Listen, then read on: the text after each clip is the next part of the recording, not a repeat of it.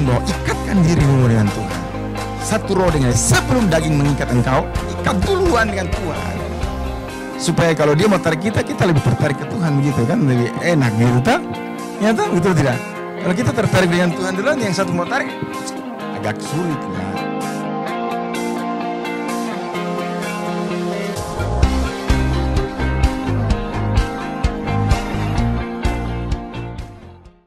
Shalom, selamat malam. Kita akan mungkin ada pertanyaan-pertanyaan sehubungan dengan firman yang kita bicarakan di Akalan Baru ini. Ya, kita akan memulainya. Yang judulnya itu, ngapa seseorang yang begitu baik bisa tiba-tiba berubah menjadi jahat. Bahkan mungkin Anda tersandung karena orang itu sangat rohani atau punya karunia-karunia, bisa mengusir setan, punya berbagai karunia-karunia yang lain, tapi Anda melihat bahwa tiba-tiba dia bisa berubah jadi sesuatu yang sangat bertolak belakang dengan kehidupan rohaninya yang sebelumnya begitu luar biasa baik, ya. Jadi saya akan membahas sedikit tentang hal ini supaya jangan kita agak terkejut dengan orang-orang demikian, ya. Kalau kita kedapatan atau dapati hal-hal atau manusia atau pemimpin-pemimpin rohani seperti begini, kita jangan tersandung, sebab pemimpin-pemimpin rohani itu bukan Tuhan, ya, masih juga manusia, sehingga kita terus harus berfokus atau berpandangan dengan firman Tuhan. Dan jangan kepada manusia, sebab kalau ada manusia yang bikin kesalahan kemudian kita juga ikut gugur atau terseret, dan kemudian kita jatuh juga bersama orang-orang yang dianggap rohani atau dianggap jadi panutan yang keselew, atau tiba-tiba dia juga mengalami kejatuhan, ya. Nah, untuk itu bersama dengan beberapa teman pria dan wanita akan menanggapi dan juga akan memberi pertanyaan-pertanyaan sehubungan dengan hal ini, sebab ada kejadian-kejadian yang seperti ini yang mungkin menjadi pertanyaan dari jemaat dan mungkin orang-orang di luar, orang-orang Kristen di luar yang kadang-kadang suka tersandung, ya, dengan keadaan-keadaan seperti begini, ya. Selama Tuhan Yesus masih hidup, Anda tetap fokus kepada firman dan Tuhan Yesus kita itu, ya, bukan kepada pemimpin-pemimpin rohani yang kadang-kadang kelihatannya begitu rohani padahal tidak rohani, ya. Nah, coba buka dalam Matius 7 dulu, ya, buka Matius 7 dulu supaya kita lihat. Nah, ini adalah orang-orang rohani yang kelihatannya rohani, tapi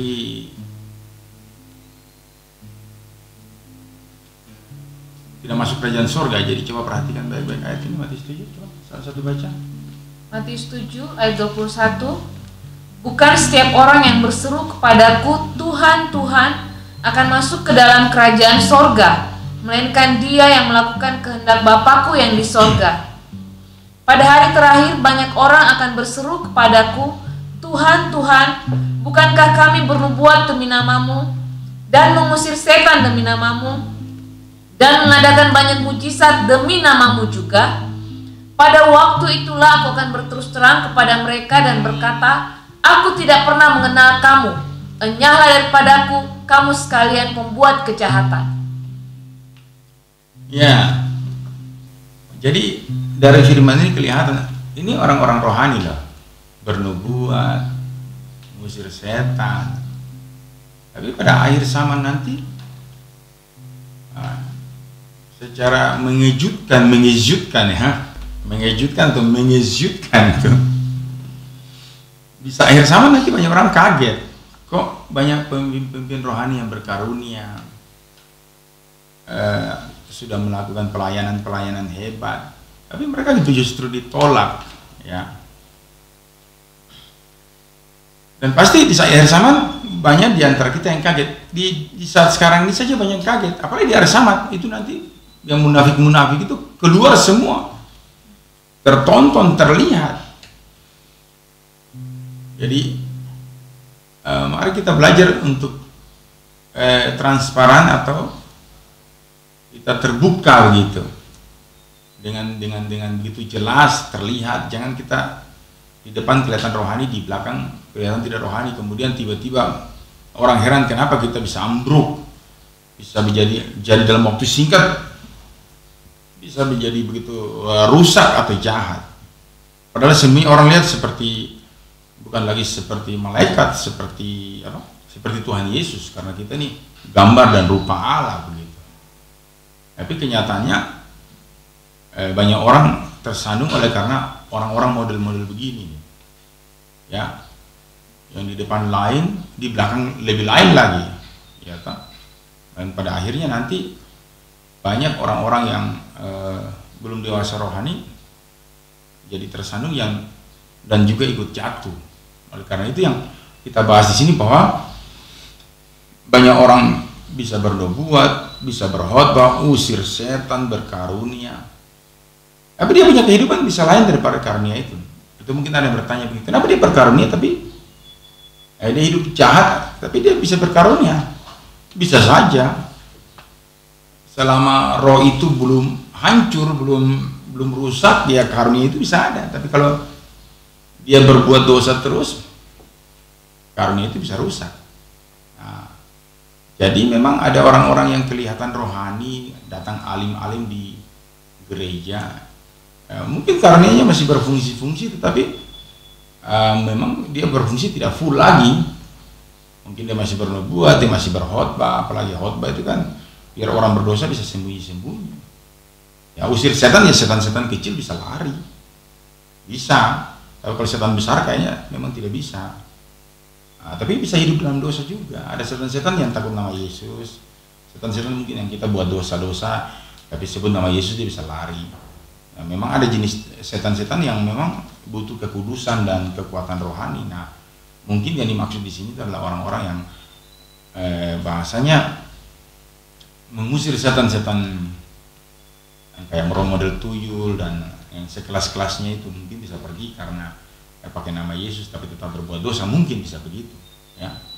Jadi hati-hati saja bahwa nanti di tahun ini, melewati tahun 2021 ini, 2022 ini, kita sudah mesti lebih waspada dan berjaga-jaga, ya.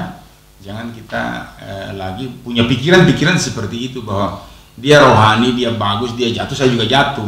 Selama Tuhan Yesus masih ada di tahtanya, masih hidup, masih ada sebagai Tuhan kita, dan tetap langit dan bumi berlalu, perkataan langit dan bumi bergoncang berlalu, Tuhan Yesus tidak akan pernah berlalu dan bergoncang. Maka yang dituhankan Tuhan Yesus, bukan pemimpin rohani kita. Jadi jangan kita mau terseret seperti iblis menyeret bintang, sepertiga bintang itu. Jangan kita terseret, tapi kita terus ikut mana yang benar dari firman Tuhan, ya, supaya kita jangan tersandung dengan apapun juga, ya. Kalau karunia itu bisa disusupi kalau kita artinya begini, ya. Kalau kita lihat firman ini, sebenarnya ini cuma pengakuan dari orang tersebut.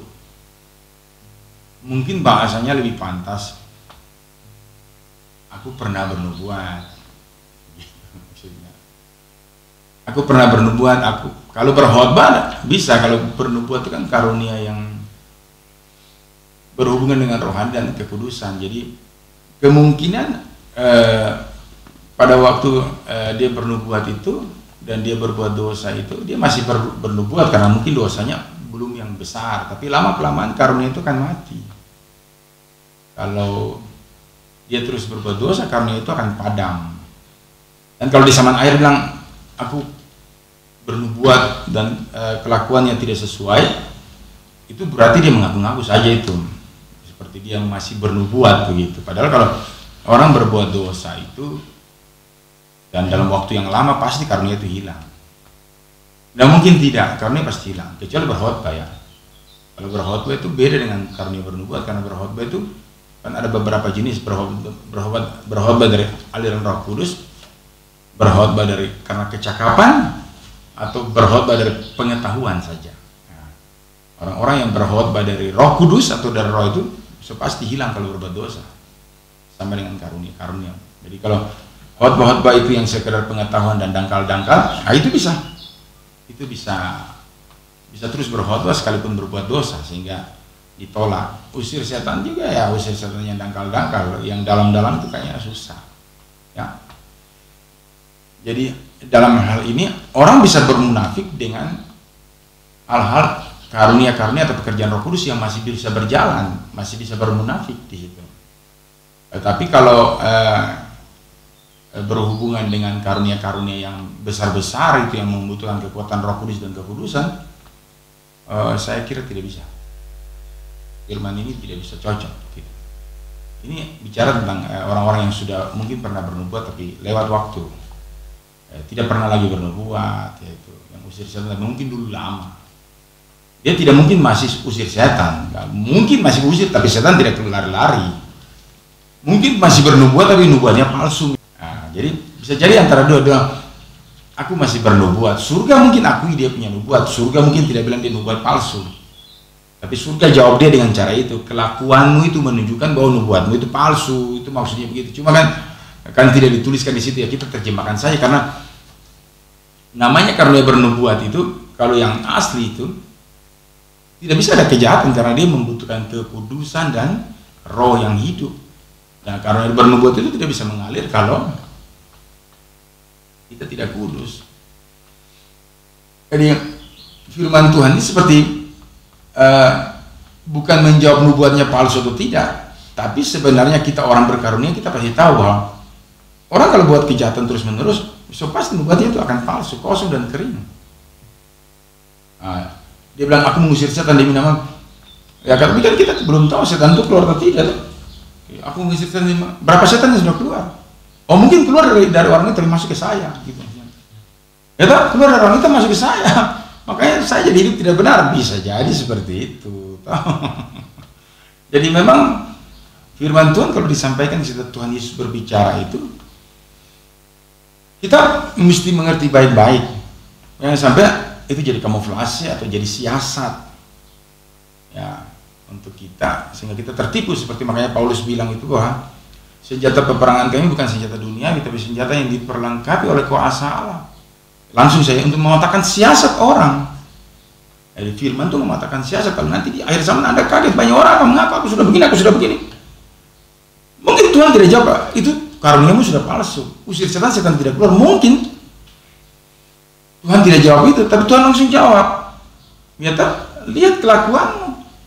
Aku tidak mengenal kamu dari kelakuanmu. Nah, dari situ ketahuan bahwa itu sebenarnya palsu. Cuma Tuhan jawabnya begini. Sebenarnya Tuhan juga bisa jawab bahwa itu palsu.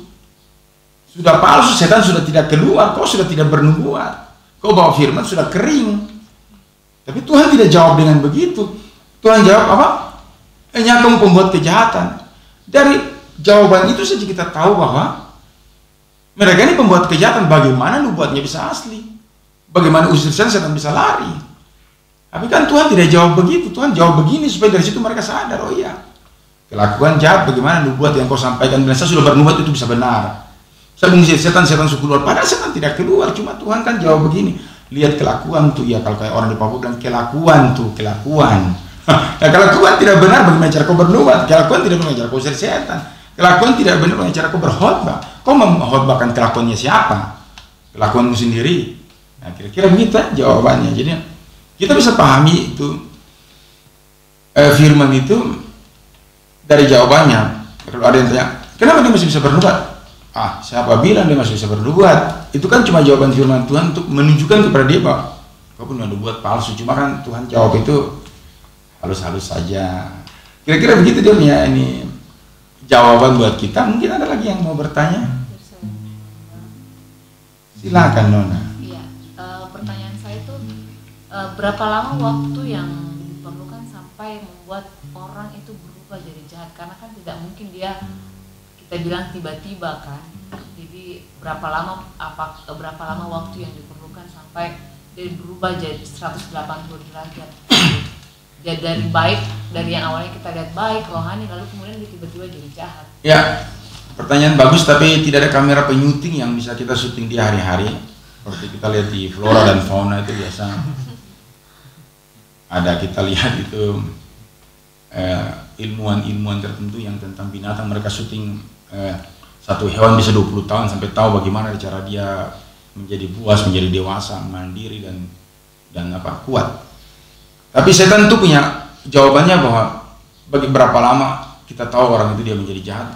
Ya, kita tidak tahu berapa lama, tergantung dosa yang dia buat. Ya, kalau dosa-dosa kecil itu untuk menjadi jahat itu butuh waktu yang cukup lama. Ya, dosa-dosa besar juga kadang-kadang butuh waktu yang lama untuk jatuh ke dosa itu. Tergantung daripada orangnya tersebut. Ya, kalau dia bersedia menikmati, ya menikmati sekali, ya dia akan cepat jatuh. Tapi kalau dia sadar cepat dan menolak, ya dia bisa kembali. Ya, itu juga tergantung kualitas rohani kita. Ya, maunya apa, menikmatinya bagaimana. Ya, kalau dia tertarik sekali, dia bisa tiba-tiba jatuh. Tapi kalau dia ada penolakan-penolakan karena ada kualitas roh yang kuat di hati, firman yang kuat, roh yang masih hebat, itu untuk jatuh itu susah. Makanya berapa lama seseorang menjadi jahat? Ya tergantung dia pertama bagaimana hidup oleh rohnya, berdoanya, berjaga-jaganya, puasanya. Nah, biasanya orang cepat jatuh ketika doa-doanya hidup oleh rohnya rusak.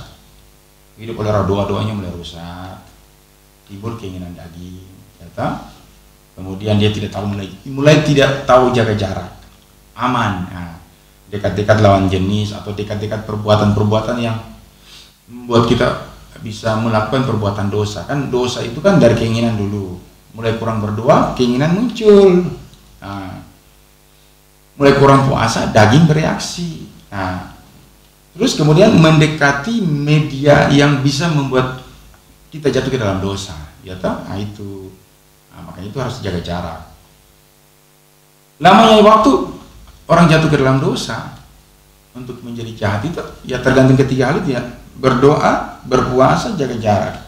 Kalau doa sudah mulai rusak dan lama-lama dia rusak sekali, disitulah dimulai keinginan ditarik, lama-lama menjadi dosa, gitu. Jadi jarak antara seseorang menjadi jahat itu dimulai dari dia punya kehidupan oleh roh itu yang merusak. Doa-doa mulai rusak, muncul keinginan-keinginan, dan keinginan itu menjadi tali, mengikat, menyeret, dan dosa itu kan dia tidak dia bukan terjadi sendiri, tapi dia seret kita, dia bawa kita untuk melakukan. Nah, untuk seseorang berbuat dosa sudah kita dengar tahun 2021 di gereja. Yang pertama kita lihat Saul. Bagaimana Saul bisa rusak dengan power yang sebesar begitu?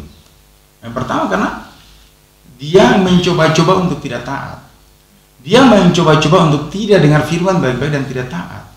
Nah, ketika kita tidak dengar firman dengan baik, tidak teliti, tidak tangkap firman dengan baik, maka akan terjadi ketidaktaatan, kurang taat dan tidak taat. Ya. Dia taat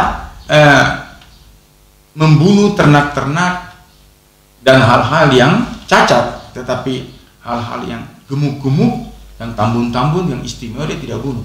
Ini kan sudah kurang taat dan bahkan tidak taat. Jadi ketika kita mulai malas mendengar firman Tuhan dengan baik, mulai malas berdoa, disitulah sebenarnya awal kita mulai menjadi manusia yang tidak taat. Ya. Ketaatan itu ketidaktaatan dan ketaatan itu dimulai dari mendengar firman dengan baik atau tidak. Begitu. Kalau kita tidak, makanya Samuel bilang kepada Saul, coba 1 Samuel 15, tetapi jawab Samuel, apakah Tuhan itu berkenan kepada korban bakaran dan korban sembelihan sama seperti kepada mendengarkan suara Tuhan? Sesungguhnya mendengarkan lebih baik daripada korban sembelihan, memperhatikan lebih baik daripada lemak domba-domba jantan.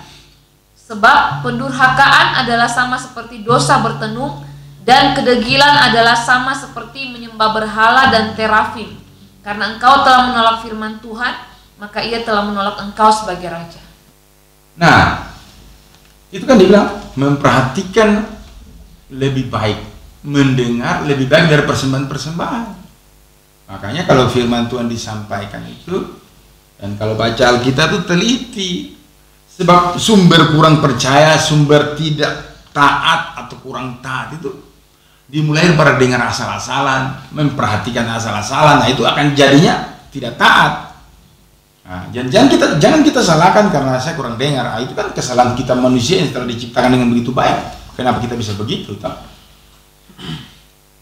Jadi kita sampai menjadi jahat dari yang begitu rohani dan begitu baik, itu memang dibutuhkan masa dan waktu yang panjang, dan setan itu punya cara-cara tertentu untuk merayu kita dengan berkata itu tidak apa-apa, bikin saja, apa kan ada darah Yesus yang mengampuni, kalau sedikit-sedikit kan tidak apa-apa.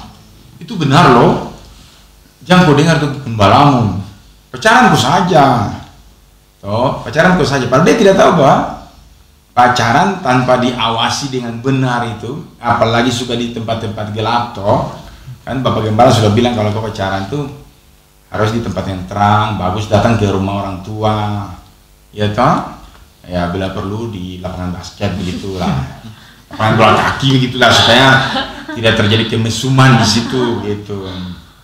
Nah, tapi kalau sudah di belakang-belakang tanpa ada yang awasi dengan baik itu, maka itu namanya cari-cari garam tuh jatuh. Itu kan namanya bodoh, itu kan kita bodoh sendiri. Sebenarnya sebagai anak Tuhan kita tahu lokasi, medan, waktu gelap gulita atau terang benderang tuh mana yang bisa bikin orang jatuh. Iya kita sebenarnya tahu, tapi kita sering membawa diri ke lokasi-lokasi yang sering membuat kita jatuh. Jadi kalau orang tanya berapa lama seseorang yang baik itu dijatuh, ya tergantung dosa yang dia bikin.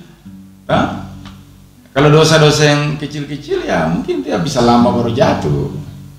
Tapi kalau dia tidak berjaga-jaga, apalagi dia tidak berdoa, dia tidak berpuasa, dia bisa bikin dosa yang hebat seperti yang hari Minggu kemarin di tahun 2021 kita sudah dengar. Suratan Korintus, 1 Korintus menuliskan dosa lain terjadi di luar tubuh, tapi dosa percabulan terjadi terhadap diri sendiri. Nah, itu bisa bikin cepat orang jatuh. Orang baik tiba-tiba kita lihat dia rusak, nah itu. Atau kalau orang bilang berapa lama, kenapa tiba-tiba dia begitu rohani, tiba-tiba dia begini? Ya kita tidak tahu, dia mungkin sudah sembunyi dosa lama di belakang. Ya dia itu sudah pasti dia sembunyi dosa lama. Kalau dia begitu rohani, begitu diajar luar biasa, kemudian Anda lihat dia rusak begitu, itu karena sudah banyak dia sudah lama dia munafik sebenarnya. Tidak mungkin tiba-tiba orang jatuh ke bawah begitu, tidak mungkin. Itu sudah lama dia bermunafik, sudah lama dia berkeinginan daging yang tidak pernah dimatikan, seperti Paulus yang matikan dalam dirimu segala bentuk ini nafsu jahat, dia tidak matikan, justru dia pelihara. Kalau Anda tanya butuh berapa waktu lama buat dia jatuh, ya tergantung apa yang dia pelihara. Kalau dia pelihara babi ya yang rakus itu ya mungkin 3 bulan sampai 6 bulan ya dia sudah panen. Ayam potong mungkin ya 1,5 bulan, ya tergantung dosa dan keinginan yang dia pelihara. Dia tidak berdoa, dia tidak berjaga, dia tidak puasa. Dia duduk dengan cewek jaraknya cuma sejengkal, atau mungkin 1 jari. Itu kan namanya mau cari mati, bunuh diri, kecepatan jatuh itu namanya. Tidak berdoa baik-baik, sok rohani, sok mau berkhotbah dan macam-macam kasih. Dengar baik-baik, kita rohani itu karena kita berdoa, kita rohani karena kita masih berpuasa, kita rohani karena kita masih jaga jarak. Itu namanya kekudusan, itu namanya hidup oleh roh, itu namanya orang-orang yang jaga kehidupan kudus dengan Tuhan. Baca Roma 12, persembahkan tubuhmu yang hidup kudus dan berkenan kepada Allah, itulah ibadah yang sejati. Puasa itu untuk apa? Untuk melawan daging, tidak bertumbuh dan tidak berkeinginan. Berdoa untuk apa? Menyembah Tuhan, ya untuk penuh roh, supaya ada keinginan dalam roh yang bangkit. Yang cuma puasa tapi tidak penuh roh, keinginan apa yang bangkit? Keinginan apa yang muncul? Tidak ada keinginan yang muncul, keinginan roh juga tidak, keinginan daging juga tidak, lalu apa? Orang Makassar bilang setan yang keluar. Itu itu. Jadi kalau puasa harus juga berdoa supaya penuh roh, kemudian berjaga jarak, karena kita tahu bahwa kita mesti mengenal seperti magnet itu, dalam jarak berapa mereka tarik-tarikan. Ini sama laki-laki perempuan begitu, bukan saja laki-laki nafsu, perempuan juga sama. Jadi mesti kita waspadalah. Kejahatan terjadi bukan karena keinginan saja, tapi karena ada kesempatan. Oke? Nah, kira-kira begitu Santi ya. Ya Santi, jadi kecepatan orang jahat itu berapa lama? Ya itu tentukan oleh dosa yang buat, ditentukan oleh doa-doa penyembahan, puasa dan jaga jaraknya. Semakin tidak jaga jarak ya semakin cepat.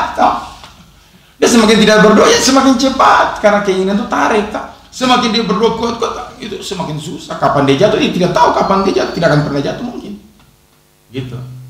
Ya ada orang yang karena sama sekali tidak berdoa, berjaga dan tidak berpuasa, kecepatan jatuh bisa cepat. Itu tergantung itu. Tapi kalau dia rajin berdoa, mungkin setengah berdoa, setengah puasa dan setengah jaga jarak, ya mungkin dia lebih lama-lama sedikit baru jatuh. Tapi jatuh juga ya kayaknya. Kira-kira jawabannya begitu. Jadi mari selalu canangkan untuk tetap berdoa, tetap berpuasa, berjaga jarak. Lanjut. Mungkin ada yang mau bertanya. Di tahun yang baru ini supaya lebih giat ya, karena kita sudah lihat bahwa ada orang-orang tertentu yang kita lihat begitu rohani, ternyata bisa gugur juga, dan mungkin ada yang bertanya kenapa yang pertanyaan itu dijawab. Ya, saya mau bertanya. Silakan. Senyum dulu, senyum. Ya, senyum. Kan di dalam Matius 7 tadi itu kan berbicara tentang orang yang berkarunia. Apakah orang yang berkarunia itu membuat dia bisa jadi jahat itu karena serangannya? Karena kan pernah Bapak Gembala bilang serangan orang berkarunia itu beda dengan orang yang tidak berkarunia. Apakah karena dia serangan-serangannya itu yang membuat dia bisa dengan secepatnya dia menjadi jahat begitu? Orang yang berkarunia memang serangan-serangannya berbeda dengan orang yang tidak berkarunia. Kenapa begitu? Karena memang setan mau menyerang karunia supaya jangan berfungsi. Karena kalau dia berfungsi pasti akan terbongkar rahasia-rahasia dari kemunafikan setan. Ya, jadi kalau orang yang berkarunia dia tentunya punya jam-jam doa penyembahan itu mesti jauh lebih tinggi. Puasanya juga harus ditambahkan. Kemudian juga jaga jaraknya juga mesti harus lebih sering diwaspadai. Dia bisa jatuh karena bisa karena serangan, bisa karena juga dia lalai. Jadi kalau sudah punya karunia, entah itu penglihatan atau di antara 9 karunia itu, ya mesti waspadai karena serangan-serangan itu akan datang begitu hebat, baik dalam bentuk roh-roh di udara, roh-roh jahat, maupun dalam reaksi-reaksi daging. Nah, jadi kalau bilang dia lebih gampang jatuh daripada orang yang tidak berkarunia, sebenarnya tidak juga. Nah, kita tidak bisa menyalahkan karunia, sebab Tuhan memberi karunia kepada orang karena dia tahu orang itu mampu menerimanya. Seperti Agus, kalau di kantor kan kau membawahi contoh kau adalah kepala bagian gitu, ada kepala bagian, pasti kan dilihat kau mampu, toh? Ya toh? Sampai kalau kau libur pun, kau tidak mungkin dikasih keluar karena kau sangat diperlukan. Ini contoh. Jadi kita diberi sesuatu karena Tuhan tahu kita mampu. Jadi kemampuan yang ada pada kita tidak kembangkan, kita tidak artinya tidak kerjakan dengan baik, itu yang buat kita jatuh. Jadi kita tidak bisa salahkan serangan-serangan itu, karena apapun yang diberikan kepada kita, seperti Pastor Robert Sliaron pernah bilang, apapun yang kau alami, apapun yang Tuhan kasih, atau cobaan apapun yang kau alami, Tuhan tahu kau mampu, maka diizinkannya diberikan kau karunia. Jadi jangan menolak dan jangan takut dengan hal-hal itu. Oke? Jadi yang punya karunia jangan kurang-kurang berdoa, yang tidak punya juga sama. Cuma yang punya karunia dan yang diperlengkapi pemimpin sel dan berbagai-bagai yang lain itu harus tahu diri bahasanya, ya. Tahu diri terhadap serangan, tahu diri terhadap kelemahan daging. Oke? Supaya jangan pakai alasan, karena saya punya karunia jadi saya lebih gampang jatuh daripada yang tidak punya karunia. Jangan. Nanti kalian tumpang tindih, yang tidak punya karunia di bawah, yang punya karunia di atas. Namanya jadi bukit namanya bukit pengorbanan kejatuhan. Cukup ya, mungkin orang yang lain yang berikutnya lagi. Ya, Bapak Gembala, saya mau bertanya. Tadi kan Bapak Gembala katakan bahwa seseorang itu berubah jadi jahat karena dia melakukan kesalahan sudah lama atau tidak, bukan baru. Jadi pertanyaan saya, pada waktu dia melakukan pelanggaran atau kesalahan itu, apakah hatinya tidak merasa lagi bahwa yang saya lakukan ini salah? Atau apakah Roh Kudus, kan berbicara bahwa orang-orang rohani, artinya harusnya mengerti. Ya, harusnya mereka mengerti karena kan Roh Kudus. Tahu. Ya, jadi pertanyaan saya Begini, setiap kita pemimpin ataupun bukan pemimpin, coba. Setiap kita pemimpin atau bukan pemimpin, pada dasarnya itu punya panca indera yang bisa melihat, mendengar dan merasa. Jadi bukan karena dia rohani dia bisa, yang tidak rohani pun, artinya yang tidak terlalu dewasa pun bisa rasa, ya tak? Bisa rasa. Cuma biasanya begini, yang membuat kita punya panca indera itu terkelabui atau dikelabui oleh dosa dan pelanggaran itu, kita sering jadi seperti itu. Nabal, kenapa Nabal? Karena bebal orangnya. Kita sering berbuat dosa, kita rasa itu dosa, tapi kita mau juga. Maka kita kehilangan kepekaan itu, kehilangan rasa itu. Nah, itu yang sering membuat anak-anak Tuhan merasa seperti mereka itu tidak ditegur. Bukan tidak ditegur. Contoh saja, contoh ya. Kalau kau makan sesuatu yang rasanya belum pernah makan, biasanya makan yang asin sedikit atau yang tidak terlalu asin. Tapi kalau tiap hari kau makan yang lebih asin, dulunya sedikit asin, di atas lebih asin, kau rasa itu asin sekali. Tapi kalau terus kau makan makanan yang agak asin, lama-lama agak asin itu jadi tidak asin buatmu. Ya kira-kira seperti begitu. Jadi kalau kita sudah berbuat dosa dan kita rasa itu dosa, jangan cicipi terus. Nanti dia jadi sedap. Mengerti? Nanti dia jadi sedap. Begitu. Karena dosa itu sedap. Dia sedap buat apa? Bukan buat kita punya rohani, tapi buat kita punya jasmani, buat kita punya daging. Kenapa saya katakan begitu? Karena begini, ketika dosa itu dilakukan berulang-ulang, roh kita itu akan padam, rasa kita akan mati dan nanti berubah rasa ke daging. Dan orang bilang, kok ini enak ya, padahal ini berdosa tapi kenapa enak? Karena manusia rohanimu itu sudah padam, sudah bebal, sudah kebal, sudah tidak bisa mendeteksi karena dia terselubung oleh daging yang terpancar keluar untuk merasakan dosa bagi kita. Daging kalau merasakan dosa, dia tidak akan bilang itu dosa. Yang bilang itu dosa, yang bilang kedagingan atau dosa itu dosa, itu daging. Sedangkan batin kita itu sudah tumpul. Nah, ketika pertama kita peka bahwa ini salah, langsung ikuti, langsung bertobat, langsung berbalik sebelum kita tumpul. Sebelum nanti yang memberitahu kepada kita bukan lagi roh manusia, kita batin kita, tetapi sudah manusia jasmani atau kedagingan. Nah, kedagingan kalau memberitahu kepada kita, dia akan memberitakan dosa enak, dosa enak. Yang memberitahu bahwa dosa tidak enak itu batin kita, roh manusia kita, manusia rohani sebenarnya kita.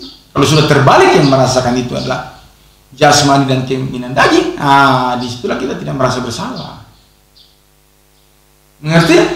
Jadi pada dasarnya semua orang itu sudah ditegur. Seperti contoh, kenapa ada teguran, ada hajaran, ada hukuman.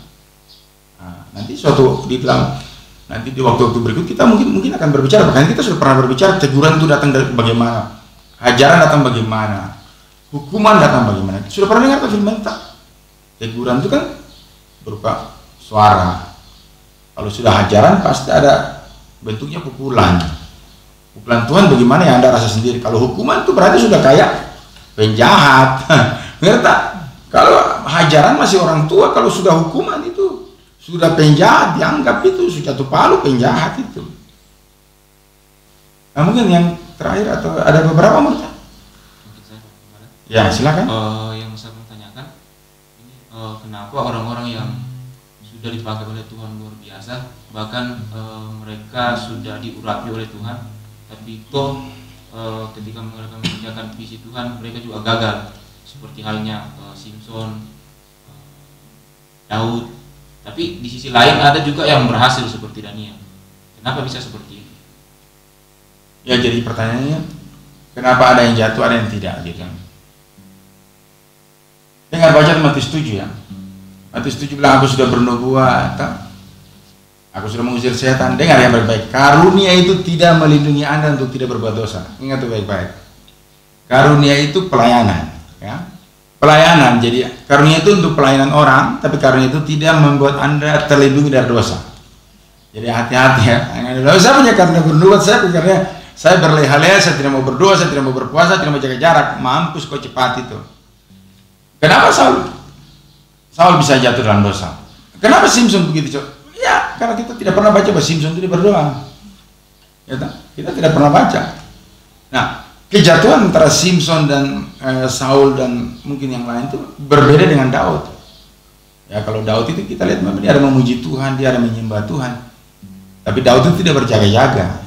Waktu dimana dia harus pergi berperang, dia dulu lihat cewek, tahu? Nah, biar kau berdoa bagaimanapun, selama apapun, kalau kau lihat cewek yang pakai baju minim, apalagi kalau terada baju, macamnya kau akan langsung ganti jubah, berubah jadi satria baju hitam.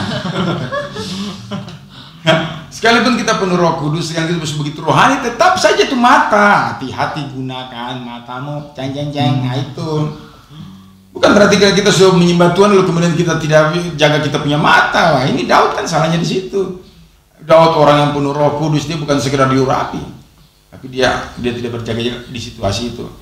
Kalau Simpson memang kita tidak pernah lihat dia tidak pernah lihat dia berdoa, jadi dia bergerak dengan urapan. Jadi pada zaman dulu ya tidak seperti zaman sekarang ya, yang kita disuruh berdoa. Simpson tidak pernah kita lihat dia berdoa. Tapi kalau Daniel kita lihat berdoa 3 kali sehari, ya kan? Dia juga berpuasa. Kita tidak pernah lihat itu Simpson berpuasa. Kalaupun dia berpuasa mungkin ada sekali-sekali, tapi ya sepertinya saya belum pernah baca dia ini. Kalau berkelahi saya pernah baca. Tuh bunuh 1000 orang Filistin, tentara ada itu. Kalau yang berpuasa lama-lama dan kemudian berdoa menyembah Tuhan, saya kira tidak pernah ada. Kalau berseru kepada Tuhan ada. Ketika dia punya mata sudah buta, kemudian minta Tuhan tolong sekali lagi berikan aku kekuatan, ada. Jadi pertanyaanmu itu ingat baik-baik bahwa karunia dan pengurapan tidak melindungi engkau dari jatuh atau berbuat dosa. Yang melindungi engkau jatuh dari dan tidak berbuat dosa adalah yang pertama, hidup oleh Roh dan dipimpin oleh Roh, yaitu berdoa menyembah Tuhan. Yang kedua adalah berpuasa sesuai dengan kebutuhan daging untuk dikuasai, dan yang ketiga adalah atur jarak aman dengan siapapun, dengan lawan jenis, dengan bentuk-bentuk yang menajiskan dan amarah dan lain-lain. Nah, Oke. Oleh karena itu Daniel itu sangat aman sebab dia orang yang berdoa 3 kali sehari serta memuji Allahnya. Bisa jawaban? Mungkin masih ada yang mau bertanya? Saya mau bertanya tentang ayat yang di Ibrani itu, di Ibrani 6 kalau nggak salah, yang dibilang kalau orang sudah pernah mengecap karunia Roh Kudus kemudian murtad lagi itu akan sulit untuk dipulihkan. Jadi apakah memang tidak bisa dipulihkan atau tidak ada kasih karunia atau bagaimana untuk keadaan seperti itu? Begini, perhatikan baik-baik. Setan itu setan dan Tuhan dan kita yang sudah sangat rohani itu perhatikan baik-baik. Kita saja yang biasa berdoa, terus kemudian kita tidak jaga kita punya doa dengan baik, kan? Berdoa kembali untuk jadi baik saja itu begitu susah. Nah, kalian yang berdoa begitu bagus terus tiba-tiba berdoa tidak bagus karena satu dan lain hal, mungkin sakit kah, kemudian hidup oleh Roh mulai susah kembali. Nah, yang begitu saya susah kembali. Pertanyaannya begini, kalau murtad tuh susah kembali atau tidak? Kalau berdoa saja yang kau tidak jaga dia punya kestabilannya saja kau begitu susah. Sekarang pertanyaan, kalau kau murtad, kau bikin dosa sampai kau betul-betul berat untuk kembali. Sekarang pertanyaan, kenapa ayat itu bilang begitu? Karena memang akan sangat sulit untuk kembali setelah kau menikmati, kau punya karunia, kau punya dapat firman yang bagus, kemudian tiba-tiba kau lihat, kenapa dia sudah menghujat-hujat firman itu? Kemudian dia sudah menghujat karunia-karunia yang pernah dialami juga, dan kemudian dia berbalik, itu akan begitu susah. Makanya Alkitab bilang tidak mungkin sampai dia kembali bertobat. Ya, bertobat mungkin dengan sendiri, mungkin ada malaikat datang berjuta-juta untuk angkat dia, mungkinkah? Tapi Alkitab dengan jelas bilang bahwa sangat sulit untuk kembali. Karena seperti seorang anak Tuhan yang pernah dia bertobat karena dia dukun super, dia bilang orang yang suka rajin berdoa tuh, itu di langit ini terbuka, jadi dia punya doa itu terangkat ke atas sampai ke surga. Tapi kalau orang yang jarang berdoa, di atas langitnya itu ada batu-batu karang, jadi dia punya doa tuh tidak pernah sampai-sampai ke atas. Makanya sudah sering tuh saya bilang jangan suka marah. Kau marah tuh, dia bilang kalau ketika kita marah kita punya doa loyo, setan-setan tuh tutup dengan batu-batu karang, jadi kita punya doa tuh pantul kembali ke bumi pantulnya. Makanya suka marah-marah. Jaga untuk mendapatkan apa yang paling kau ingin itu dengan jaga amarah, jaga kudusan. Jadi jangan coba-coba bikin diri murtad. Nah, contoh lihat saja seperti Saul kan, sampai dia mati dia tidak bisa kembali ketika roh itu diambil dari dia. Orang yang murtad itu kan karena roh itu diambil dari dia, seperti Saul, datanglah roh jahat. Jadi kalau roh diambil, kalian pikir kalian kosong-kosong ini, tidak, roh jahat dia datang masuk ganti roh itu supaya kau tidak pernah bertobat. Itu maksudnya. Seandainya roh itu keluar dan tidak ada penggantinya, mungkin kamu masih bisa bertobat. Yang kenyataannya ketika roh Allah itu ditarik keluar, datang yang baru. Nah, seperti Saul, masuklah roh jahat yang diizinkan oleh Tuhan, dan dia tidak pernah bertobat sampai dia mati di dalam peperangan. Ingat itu. Bukan masalah dia tidak bisa berbalik, tidak, itu peranannya setan. Jadi seperti menurut Bapak Gembala begini ya, di alam roh atau alam peperangan itu sudah ada aturan begitu, bahwa ketika seseorang jatuh ke dalam dosa, apalagi yang namanya murtad itu ada penggantian kepemilikan. Nah, dan penggantian kepemilikan itu penjualan sertifikat itu, ganti sertifikat kepemilikan, makanya dia tidak bisa bertobat kecuali kalau roh kudus keluar begitu, terus dia kembali sebelum roh jahat masuk. Tapi biasanya kalau orang-orang yang rohani sekali, kalau dia sudah jatuh itu roh jahat, ya dia tahu rumah ini kosong, rumah ini najis, dia masuk. Itu yang membuat orang itu tidak bisa kembali biasanya. Nah, jadi kalau ada yang mau berdoa silakan untuk dia kembali. Gitu jawabannya. Jadi memang ada beberapa kriteria yang membuat dia tidak bisa kembali, karena kebutaan rohani, arahnya kemana, setan sudah masuk lebih dulu, tutup dia punya jalan-jalan untuk bertobat, perasaan, pikiran dan semua kacau. Dia sudah mulai merasa tidak bisa merasakan kepastian kebenaran yang mana, bingung, dia main gila.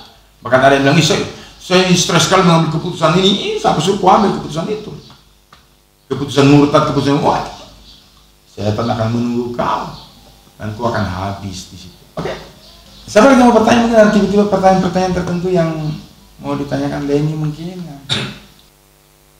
Habis mewakili orang jemaat yang mendengar di tahun baru ini. Mungkin ada yang mau bertanya lagi tentang yang sehubungan dengan kenapa tiba-tiba orang baik baru Anda lihat tiba-tiba dia berubah jadi jahat sekali. Oh, itu karena ada dosa berat yang dia bikin atau sudah lama dia buat. Jadi jangan coba-coba berdosa seperti Saul ya, berbuat ketidaktaatan. Kalau roh itu pergi daripadamu, datang roh yang lain. Nah, itu yang sering membuat orang tidak mampu berbalik. Coba perhatikan orang yang pernah perhatikan tidak ketika kalian mulai hidup oleh roh berkurang. Perhatikan apa yang terjadi. Muncul rasa apa? Malas, toh? Berat berdoa. Nah, siapa yang bikin itu coba? Siapa yang bikin itu? Rasa malas datang dari mana? Berat berdoa datang dari mana? Tidak bisa tembus dari mana? Ya karena secara keseluruhan kalau kita bisa melihat, yang pertama, ketika kita berdoa tidak bisa tembus, itu setan-setan sudah bikin tembok-tembok di alam roh sana, jadi kita susah tembus. Kenapa rasa malas? Rasa malas itu tidak diciptakan oleh Roh Kudus. Roh Kudus tidak pernah ciptakan rasa malas. Sukacita, damai sejahtera. Itu Roh Kudus. Ya kalau sudah mulai rasa malas itu yang pertama bisa daging, bisa roh-roh di udara. Kalau sudah mulai rasa gelisah, berkata jahat, pikiran jahat, so pasti itu campuran-campuran daripada roh-roh jahat yang tadi udara, yang tadi sekeliling sudah masuk. Nah, itu makanya firman Tuhan, tidak mungkin dia bertobat kembali sekali lagi. Itu sulit memang.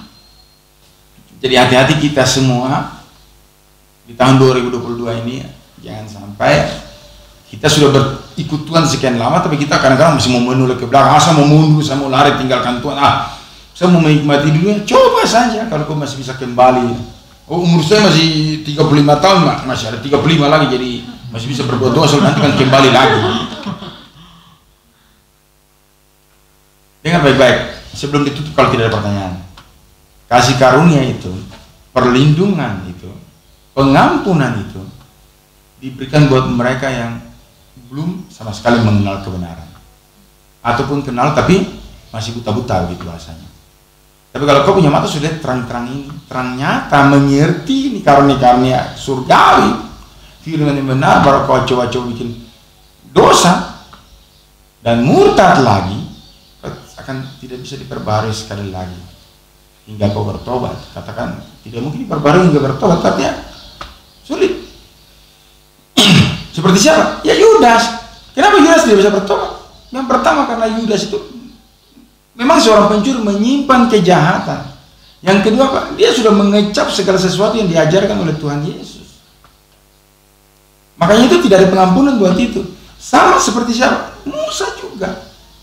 Musa itu orang yang paling dekat dengan Tuhan. Begitu dia kurang percaya gara-gara bangsa Israel bikin dia pahit hati.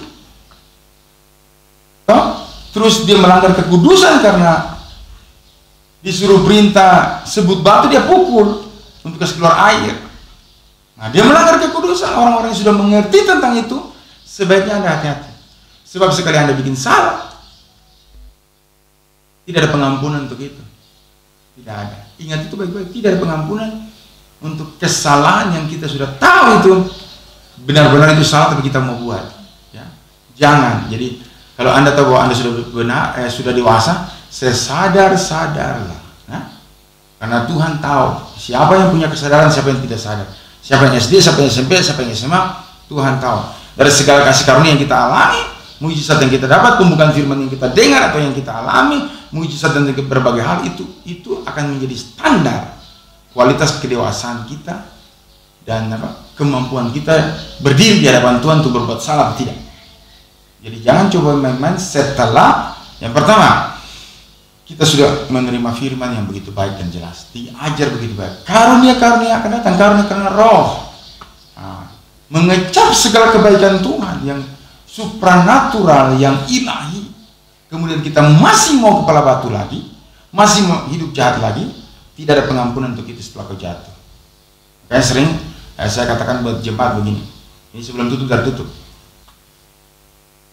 Kalau bangsa Israel yang sering melihat mujizat yang begitu ilahi dan nyata di padang gurun saja, begitu nyata saja mereka bisa kehilangan percaya ketika berada di pintu tanah Kanaan. Ketika pengintai-pengintai memberitahukan keadaan tanah Kanaan berhadapan dengan orang-orang suku-suku enak yang tinggi besar-besar 4,5 sampai 12 meter.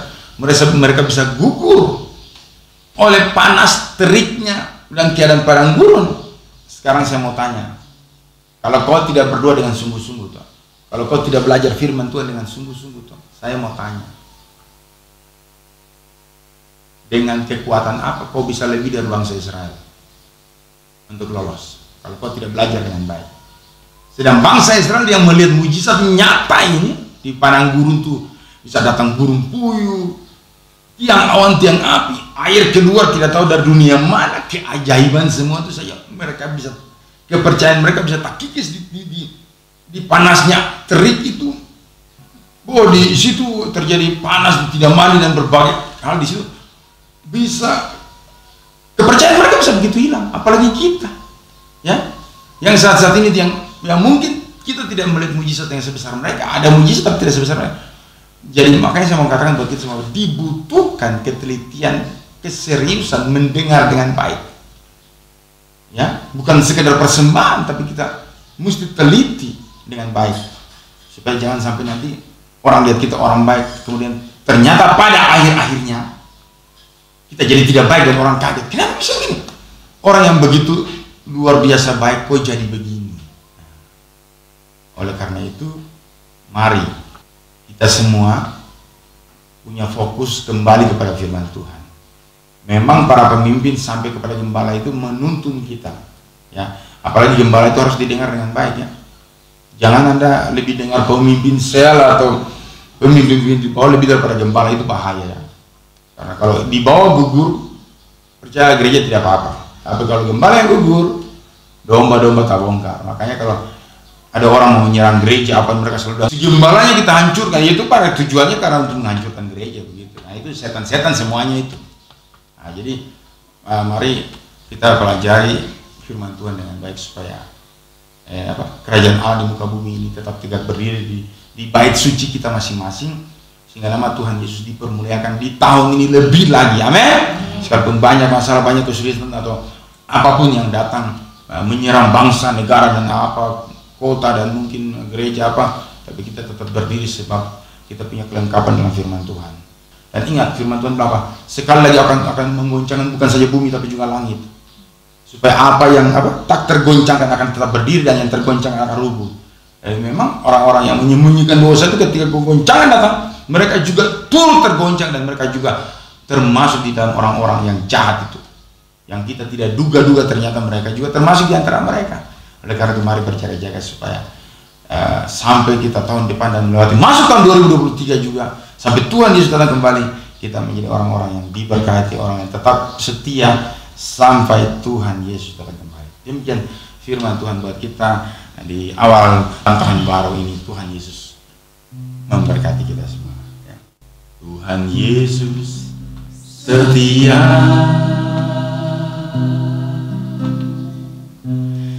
Dia sahabat kita dalam segala susahku,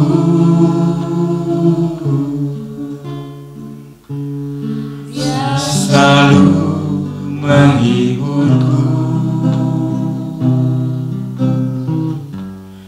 Dia mengerti bahasa tetesan air mata waktu badai mengamuk dan gelombang menerpa. Tuhan Yesus setia. Sekali lagi angkat pujian ini. Tuhan Yesus setia, Dia sahabat kita dalam segala susahku, Dia selalu menghiburku, Dia mengerti bahasa tetesan air mata waktu badai mengamuk dan gelombang menyerang. Tuhan Yesus setia.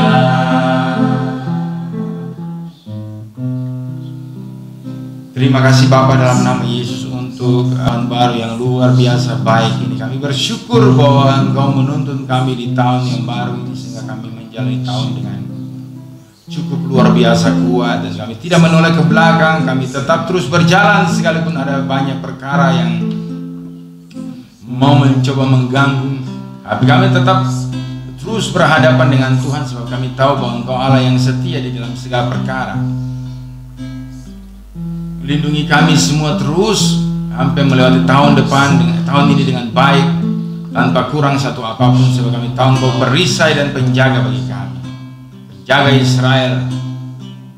Ya, kami melayangkan pandangan mata kami ke gunung-gunung, dari mana akan datang pertolongan kami. Pertolongan kami adalah dari Tuhan Allah yang menjadikan langit dan bumi, Allah Israel, penjaga Israel. Kami adalah Israel rohani yang hari ini ada hidup karena Engkau. Kami patahkan segala macam gangguan di tahun, tolak, hancurkan dalam nama darah Tuhan Yesus berkuasa. Terima kasih Bapa, pulihkan segala sesuatu, karena kami tahu bahwa tahun ini adalah tahun yang banyak hal akan terjadi, dan kami tahu bahwa tahun ini adalah tahun sukacita bagi kami terus. Terima kasih Bapa, kami akhiri di dalam nama Bapa, Anak dan Roh Kudus, ya Tuhan Yesus Kristus. Kristus yang melindungi kami semua, bangsa, negara, kota tercinta, keluarga, anak, istri kami, dan jemaat semuanya. Semua orang Kristen dalam nama Yesus. Haleluya. Amin.